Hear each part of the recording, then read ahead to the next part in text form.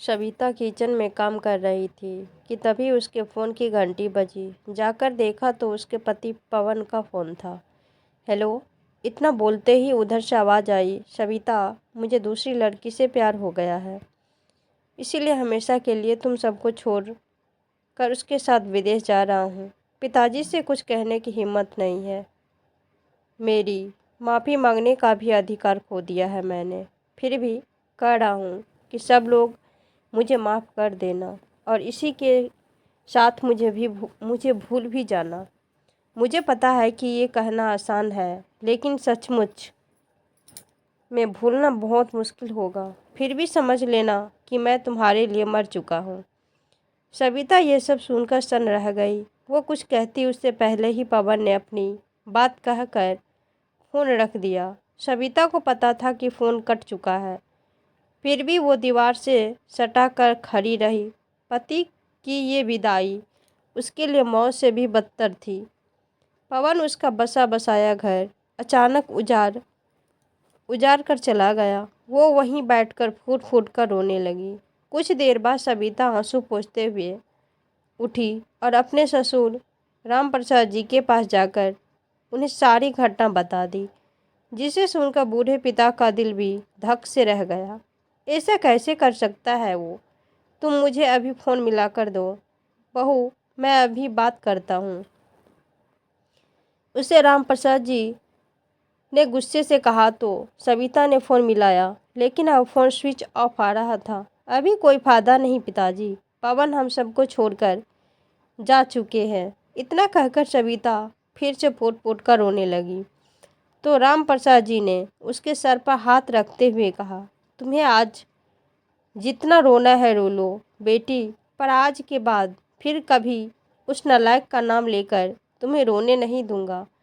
ससुर की बात सुनकर सविता मन ही मन सोचने लगी, कहना आसान है लेकिन भूलना बहुत मुश्किल है। पिताजी, मुझे पता भी नहीं चला कि ये सब पवन की ज़िंदगी में कब कब से चल रहा था। पता नहीं कौन थी वो नालायक जिसने मेरा घर बर्बाद कर दिया। उसने तो लड़ने का भी संबंध नहीं रखा और मेरे पति को लेकर भाग गई। अब आखिर मैं पवन के बिना कैसे जी पाऊंगी? अब कौन सहारा देगा मुझे? और मेरी बेटी को आखिर मेरे में क्या कमी थी? पवन जो बिना किसी वजह से मुझे बेसहारा छोड़कर चले गए। अपनी बेटी सुकन्या की तरफ तो देखा होता, अब मैं क्या जवाब दूंगी उसे? ये सब सोचते हुए सविता फूट फूट कर रो रही थी। छोटी सी बिटिया, पिता जैसे बूढ़े ससुर, फैला कारोबार, ये सब अब सविता का ज़मीन में जीवन में एक तपती दोपहर की तरह हो गया था। नंगे पाँव चलना होगा, न आराम न छाया। पवन था तो राम प्रसाद जी रिटायर होकर सेवानिवृत्त का जीवन जी रहे थे। ऑफिस जाते भी थे तो थोड़े समय के लिए, लेकिन अब पूरा कारोबार उन्हीं के कंधे पर आ गिरा। 1 महीने तक सब ऐसे ही खामोशी में जीते रहे। अब राम प्रसाद जी की भाग दौड़ को देखते हुए एक दिन सविता ने कहा, पिताजी, आप इस उम्र में इतनी मेहनत करते हैं, ये मुझे अच्छा नहीं लगता। हम 3 लोग ही तो हैं, इतना बड़ा घर और कारोबार बेचकर एक छोटा सा घर ले लेते हैं, बाकी रकम ब्याज पर उठा देते हैं। सविता की बात राम प्रसाद जी को भी सही लगे और कुछ दिन बाद ही उन्होंने अपना घर बार बड़ा घर बेचकर एक छोटा सा घर ले लिया। धीरे धीरे सब ठीक चलने लगा था, लेकिन तभी एक दिन अचानक सविता के माँ बाप उनके घर आ पहुँचे। वो सविता और अपनी नाती सुकन्या को ले जाने आए थे।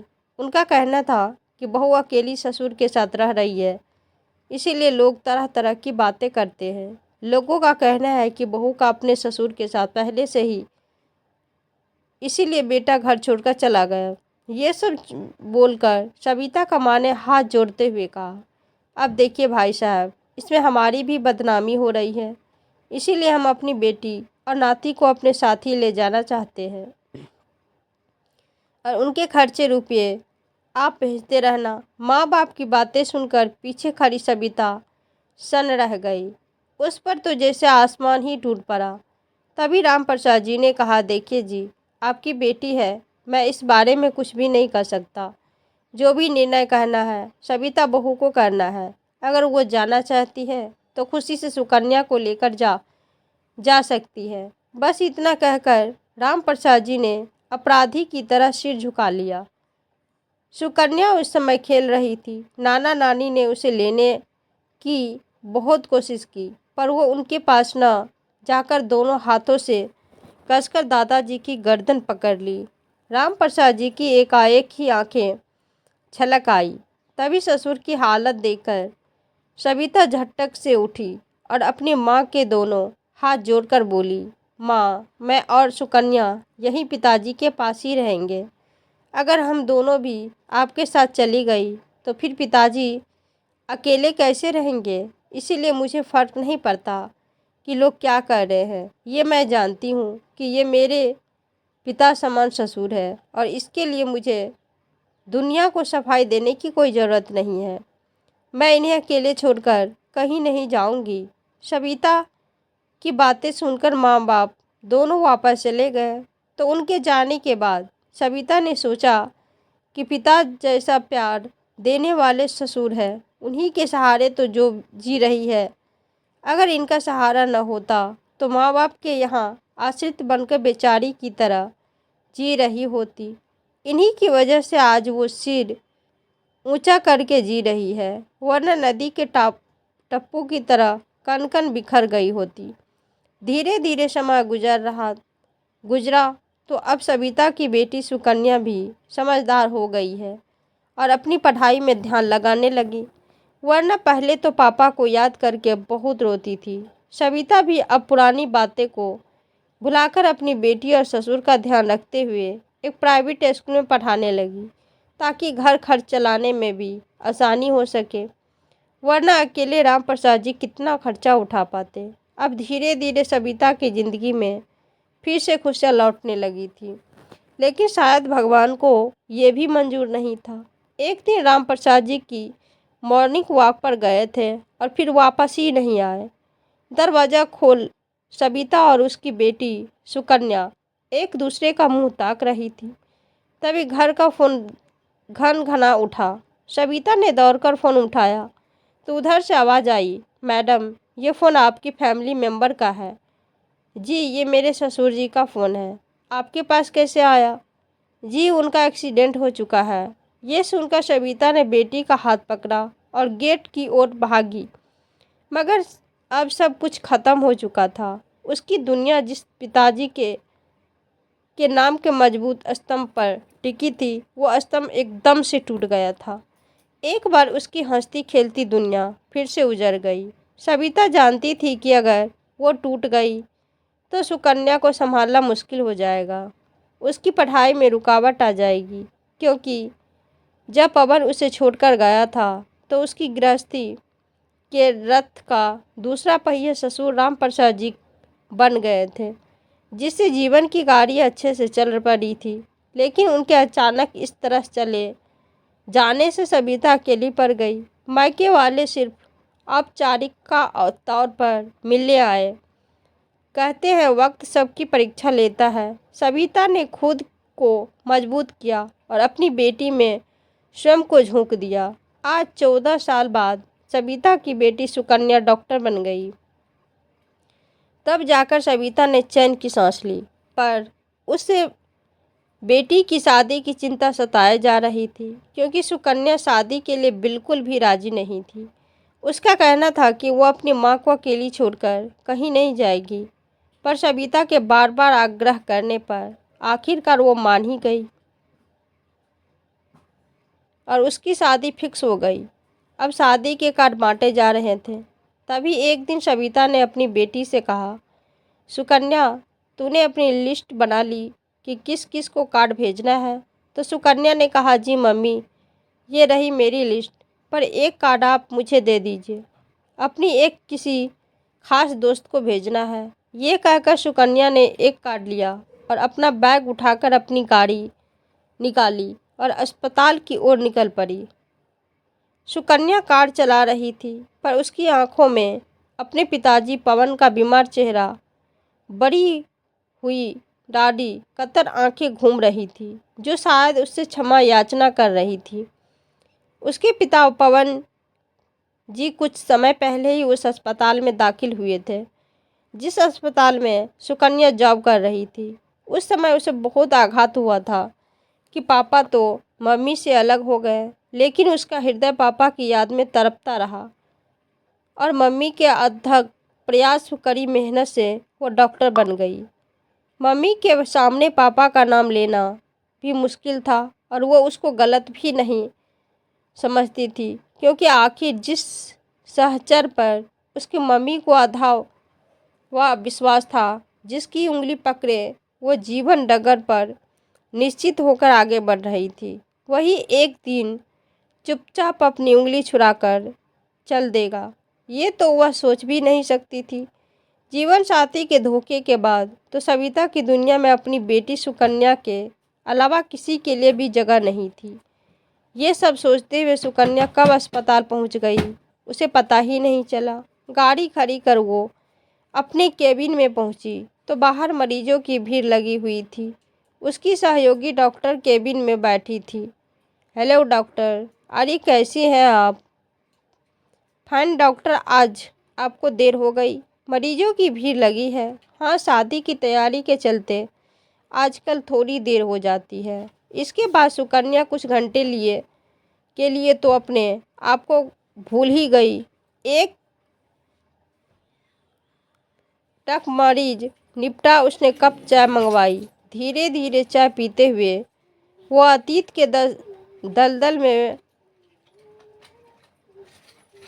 धंसने लगी। पापा का न्यू चले जाने के से वो अब इतनी आहत हुई थी कि उसने मन ही मन विवाह करने का फैसला कर लिया था। उसने सोचा कि वो डॉक्टर है और मानव सेवा और मम्मी के देखभाल में अपना जीवन गुजार देगी। डॉक्टर अमन ने कितने तरीकों से उसके सामने निवेदन किया, पर उसने हर बार ठुकरा दिया। जब मम्मी को पता चला तो उन्होंने उसे विवाह करने के लिए बहुत समझाया, पर वो किसी तरह से तैयार नहीं हुई। मम्मी के जीवन के अनुभव उसे उसके अंदर वैवाहिक जीवन के प्रति भारी करवाहट भर गई थी, जिसे वो किसी भी तरह अपने अंदर से निकाल ही नहीं पा रही थी। थक हार कर मम्मी भी चुप हो गई। लगभग 2 महीने पहले अस्पताल का राउंड लगा रही थी, उसे एक बेड पर जाना पहचाना सा चेहरा नजर आया। बड़ी हुई दाढ़ी दर्द से कराहते चेहरे को पहचानने की कोशिश करने लगी। दिमाग पर जोर डाला तो शायद याद आया कि ये तो उसके पापा का चेहरा है। क्या वो इस हाल में यहाँ हो सकते हैं? उसके दिमाग में कैसे भूचाल सा आ गया।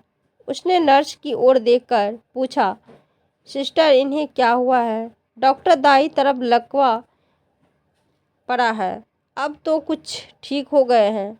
क्या नाम है इस मरीज का?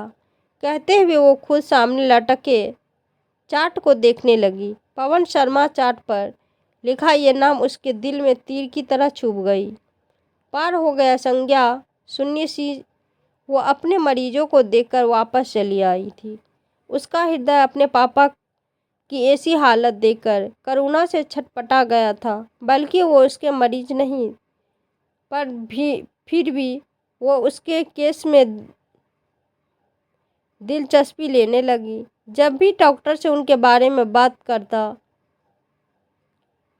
करती तो इस बात का ध्यान रखती कि डॉक्टर को ये न लगे कि वो इस मरीज में इतनी रुचि क्यों ले रही। उसने अपने पापा को भी ये आभास नहीं होने दिया कि वो उनको पहचानने गई है। उसके पापा लगभग 1.5 महीने अस्पताल में रहे। सुकन्या ने कई बार सोचा कि मम्मी को उनके बारे में बताएं, पर कहने की हिम्मत न जुटा सकी। उसे ये देखकर आश्चर्य होता कि पापा 1-2 दोस्त ही उनसे मिलने आते थे, बाकी कोई नहीं। एक दिन वो अस्पताल पहुंची तो उसका बिस्तर खाली था। ये मरीज कहाँ गया सिस्टर? सुकन्या ने नर्स से पूछा तो उसने कहा उन्होंने डिस्चार्ज करा दिया गया है डॉक्टर, अब उसका इलाज घर से ही होगा। और हाँ सिस्टर, अब पवन शर्मा आपके नाम एक पत्र दे गए हैं। क्या वो आपके नाम जान पहचाना वाले थे? नर्स ने डॉक्टर सुकन्या को एक पत्र थमाते हुए कहा। तो पत्र पढ़ते ही सुकन्या की टांगें थरथरा गई। अपने भी संभाल कर वो अपने केबिन में आकर कुर्सी में थम सी गई। कांपते हाथों से उसने पत्र खोला तो लिखा था, प्रिय सुकन्या, तुमने मुझे पहचाना हो या न पहचाना हो, पर मैंने तो तुम्हें पहचान ही लिया हो कि तुम मेरी बेटी सुकन्या हो। तुम्हें अपनी बेटी कहने का हक तो मैं बहुत पीछे छोड़ आया हूँ, लेकिन तुम्हारा पिता तो मैं ही हूँ।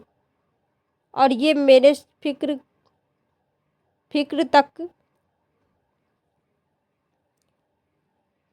की बात है। बदनसीब हूँ मैं जो तुम जैसी बेटी को अपना नहीं कर सका, जिसके कारण तुम दोनों माँ बेटी को छोड़ आया। वो तो मुझे छोड़कर कब की चली गई। भला अपनों का दिल दुखाकर किसी को सुख कैसे मिल सकता है, ये भूल गया था मैं। तुम दोनों को अकेला छोड़ आया था, आज खुद पर अकेलापन की सज़ा भुगत रहा हूँ। तुम दोनों माँ बेटी का अपराधी हूँ मैं। मेरा अपराध क्षमा के योग्य तो नहीं, पर हो सके तो मुझे माफ़ कर देना। आगे के शब्द उसके आंसू भरी आंखों में धुंधला गए। उसने आंखें बंद कर पीछे सिर टिका दिया। आंसू रुकने का नाम ही नहीं ले रहे थे। मम्मी का इतना का सालों का अकेलापन उसके मानस पटल पर उभर आया। जिंदगी के वो सब लम्हे याद आ गए जब पापा की कमी शिद्दत से खली थी। बिना पुरुष के साथ किस मम्मी को कई बार कमज़ोर पड़ते देखा था उसने। जब तक दादाजी से थे तब तक तो ठीक था। उनके जाने के बाद मम्मी बहुत अकेली पड़ गई थी। पापा के इतने बड़े अपराधी